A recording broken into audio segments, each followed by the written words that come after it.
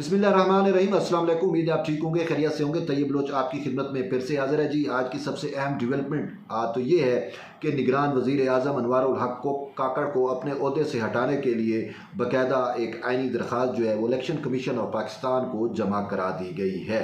Election commission of Pakistan को जमा कराएगी। इस दरख्वास्त के अंदर मौक़िफ़ इख्तियार किया गया है कि सियासी वाबस्तगी वाले तमाम अफराद को जो है वो निगरान हुकूमत से जो है वो निकाला जाए। और इस हवाले से निगरान मुशीर जो है आज चीमा फवाद हसन फवाद और निगरान वज़ीर आज़म के प्रिंसिपल सेक्रेटरी तोकीर शाह को भी अपने कबीना से निकालने और अपने ओहदों से हटाने की जो है वो वाज़ेह तौर के ऊपर सिफारिश की गई है। और ये कहा गया है कि इन अफराद की जो है वो सियासी वाबस्तगी है, और अगर ये सियासी वाबस्तगी वाले अफराद जो हैं वो कबीना का हिस्सा होंगे, निगरान हुकूमत का हिस्सा होंगे, तो फिर ऐसी सूरत हाल में जब इलेक्शन होंगे तो उन इलेक्शन को कौन साफ़ और शफाफ कह सकता है। ये मुद्दा इख्तियार किया गया है कि आज चीमा फवाद हसन फवाद और तोकीर शाह जो है ये माजी की हुकूमतों का भी हिस्सा रहे, और ख़ासकर इनकी जो है वो सियासी वाबस्तगी एक पॉलिटिकल पार्टीज़ जो है, अब मैं नाम ले लेता हूँ कि पाकिस्तान मुस्लिम लीग नून के साथ इनकी सियासी वाबस्तगी रही, और इसी वजह से अब ये मौजूद होंगे। तो ऐसी सूरत हाल में खदशा है, अंदेशा है कि ये इलेक्शन को जो है वो उसकी शफाफियत पे असरअंदाज होंगे और रिज़ल्ट को जो है वो टिल्ट करने में जो है वो कामयाब होंगे पाकिस्तान मुस्लिम लीग नून के हक़ में। तो ये दरख्वास्त जो है वो दायर की गई है। इसके साथ साथ ख़ुद अनवारुल हक काकड़ जो वज़ीर आज़म पाकिस्तान है उनके बारे में भी यही कहा गया है कि वो बलूचिस्तान अवामी पार्टी से तो उनका बरह रास्त ताल्लुक़ है। तो ऐसी सूरत हाल के अंदर जब सियासी वाबस्तगी वाले अफराद जो हैं वो इस निगरान सेटअप का हिस्सा हैं, तो फिर जब इलेक्शन होंगे तो साफ ज़ाहिर है उनकी कोशिशें तो अपनी अपनी सियासी जमातों के लिए होंगी, या जिन सियासी जमातों से उनका ताल्लुक़ है, उनकी वाबस्तगी है, तो वो उस हवाले से एफर्ट्स करेंगे, कोशिश करेंगे।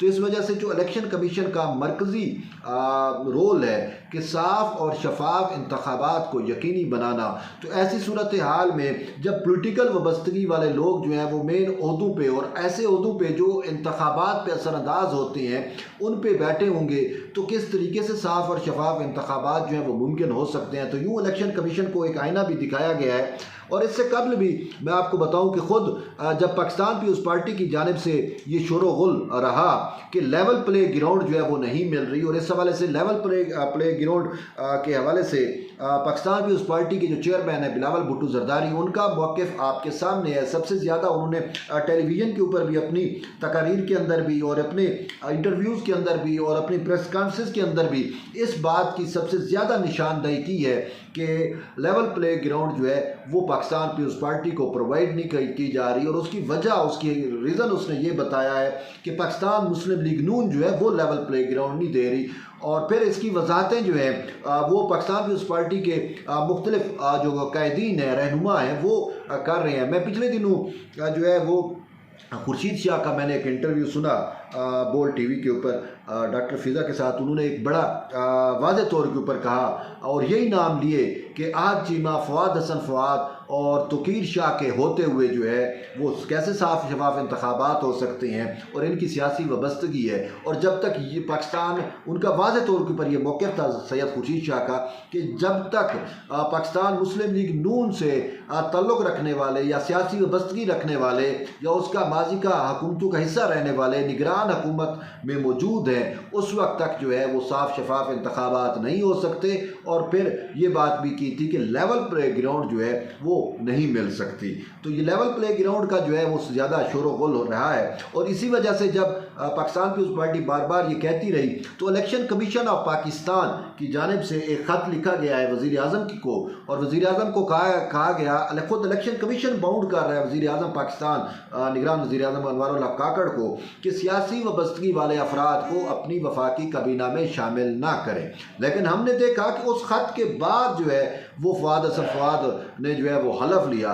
तो इसका क्या मतलब है? इसका मतलब यही है कि निगरान हुकूमत ने जो है वो इलेक्शन कमीशन के जो अहकामात हैं उनको भी हवा में उड़ा दिया है।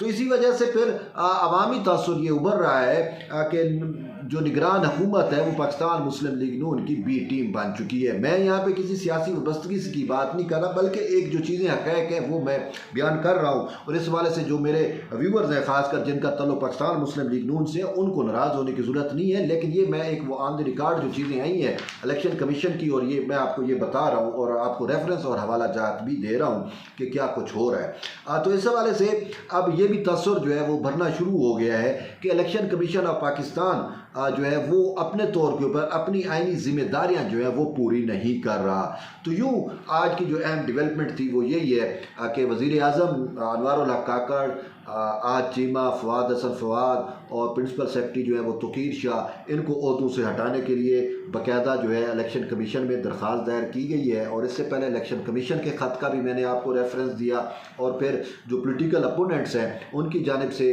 जो है वो लेवल प्ले ग्राउंड ना प्रोवाइड करने का भी शिकवा जो है वो किया जा रहा है। तो अब देखते हैं कि इलेक्शन कमीशन इन तमाम चैलेंज से कैसे नबुर्द आज़मा होता है। लेकिन इसके साथ साथ एक और अहम डेवलपमेंट आपसे शेयर करते हैं। वो डेवलपमेंट है चीफ जस्टिस ऑफ पाकिस्तान काजी फैज़ ईसा से मुतल्लिक।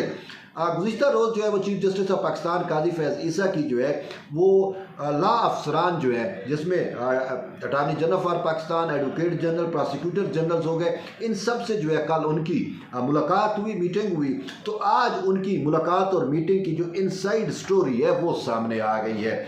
चीफ जस्टिस काजी फैज़ ईसा ने जो है वो नैब के जो प्रोसिक्यूटर्स हैं उनके ऊपर इज़हार बरहमी किया और उनसे कहा है कि हमारे मतलब ये चीज़ें जो है वो सामने अब आ चुकी हैं कि नैब के प्रोसिक्यूटर जो है वो नैब केसेस के अंदर विदाउट इख्तियारी पेश हो जाते हैं, जिसकी वजह से मामला जो है वो पर लटक जाते हैं। और एक सबसे बड़ी बात उन्होंने की कि नैब लॉ के मुताबिक जो है वो किसी भी शख्स के खिलाफ जो रेफरेंस है वो नैब पाबंद है कि 90 रोज़ में वो रेफरेंस दायर हो। 90 रोज़ में रेफरेंस दायर करने का नैब जो है वो पाबंद है। चीफ जस्टिस ने प्रोसिक्यूटर जनरल से पूछा, और ये प्रोसिक्यूटर जनरल सिंध को मुखातिब करके कहा कि आप हमें बताएं कि किस केस में 90 रोज़ की आईनी दिए गए आईनी टाइम के अंदर जो है वो आपने रेफरेंस दायर किया। और उन्होंने कहा मुतअद्दिद सैकड़ों आपने केसेस किए होंगे, मुझे किसी एक केस का रेफरेंस, किसी एक केस का हवाला दे दे जिसमें आप ये कहने में हक बजानिब हो कि फ़लाँ केस में हमने 90 रोज़ के अंदर रेफरेंस दायर कर दिया था। उन्होंने कहा आप तो रेफरेंस दायर ही नहीं करते, आपकी तो तैयारी नहीं होती। फिर चीफ जस्टिस ने यह भी कहा कि आप मुझे ये बताएं कि प्रोसिक्यूटर जनरल सिंध का ओहदा बड़ा है या एडवोकेट जनरल सिंध का ओहदा बड़ा है। तो इसके ऊपर प्रोसिक्यूटर जनरल सिंध ने कहा कि दोनों ओहदे जो हैं वो बराबर हैं। चीफ जस्टिस ने कहा कि आपकी ये कैसी का मकली है कि आपको इतना भी इल्म नहीं है कि कौन सा ओहदा बड़ा है। चीफ जस्टिस ने खुद वजाहत की कि एडवोकेट जनरल सिंध का ओहदा चूँकि आईनी ओहदा है तो ये ओहदा जो है वो बड़ा है। जिस ओहदे में को आइन में कहा गया हो, जिसको आईनी ओहदा हो, आइन में जिस ओहदे के बारे में हो, तो वो ओहदा जो है वो बड़ा और पावरफुल कंसीडर होता है। तो चीफ जस्टिस ने ये कहा। इसके साथ साथ कल जो मीटिंग हुई तो उसमें एक अहम चीज़ भी आपको बताता चलूँ कि चीफ जस्टिस ऑफ पाकिस्तान जो है वो अपने यानी कि जब से उन्होंने संभाला बतौर ओहदा संभाला चीफ जस्टिस ऑफ पाकिस्तान का, यानी काजी फैज़ ईसा ने, तो उन्होंने सरकारी अखराजात जो है वो अपने और अपने आने वाले दोस्तों पे ममनू करार दे दिए। जैसा कि आपने सुना होगा कि चीफ जस्टिस ने इजाफी प्रोटोकॉल लेने से इनकार कर दिया था। चीफ जस्टिस ने लग्जरी गाड़ी लेने से, जो मर्सिडीज़ 1 होती है CJP 1 वाली, वो लेने से इनकार कर दिया। उन्होंने कहा वो जो 1300 cc मुझे गाड़ी मिली हुई है इट्स सफिशिएंट फॉर मी, तो उन्होंने वो गाड़ी लेने से भी इनकार किया। और अब सबसे अहम डेवलपमेंट, मैं आपको सबसे अहम चीज़ आपको ये बता रहा हूँ कि वो जो है सरकारी अखराजात करने के हक़ में नहीं है। उनको जो भी गेस्ट आते हैं, जिनको उन्होंने मीटिंग के लिए बुलाया होता है, जो उनके मेहमान आते हैं, उनकी जो खातिर तवाज़ो की जाती है, रिवायात पसंद तो हैं। काजी फैज़ ईसा जो है वो रिवायतदारी को तो रखते हैं कि हर आए हुए शख्स को जो है उन्होंने चाय तो पिलानी है, ये तो उनकी अपनी ट्रेडिशंस हैं, रिवायात हैं। तो वो सरकारी अखराजात से नहीं होती बल्कि वो अपने घर से बनवाते हैं। ये आपके लिए एक बड़ी अच्छी बात है और अचंभा भी होगा, हैरत भी होगी कि काजी फैज़ ईसा जो आवाम के टैक्स के पैसों को जो है वो अपने लिए या अपने दोस्तों के लिए या मीटिंग में आने वाले लोगों पे अखराजात वो नहीं करते। वो कहते हैं ये सरकार के अखराजात हैं, ये सरकारी है। और चूँकि आप ठीक है, वो मीटिंग अगरचे सरकारी होती है, लेकिन वो कहते हैं कि नहीं, ये मैं अपने घर से ही करूँगा।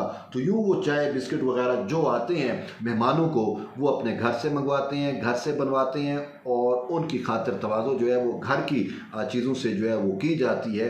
बाहर की चीज़ों यानी कि सरकारी अखराजात या अवामी टैक्स पेयर की मनी को वो सेव करने के हक़ में, उनको इन चीज़ों पे उड़ाने के हक़ में नहीं है। तो ये ऐसा चीफ जस्टिस हमें खुदा की कसम है नहीं मिल सकता, और ये हकीकत है। मैं काजी फैज़ ईसा साहब की से मुतल्लिक़ जितना कहूँगा कि उनकी नज़ीर जो है वो नहीं मिल सकती। अगर हम वो कहते हैं ना, चिराग रुखे ज़ेबा भी लेकर ढूंढें तो हमें ऐसा चीफ जस्टिस नहीं मिल सकता।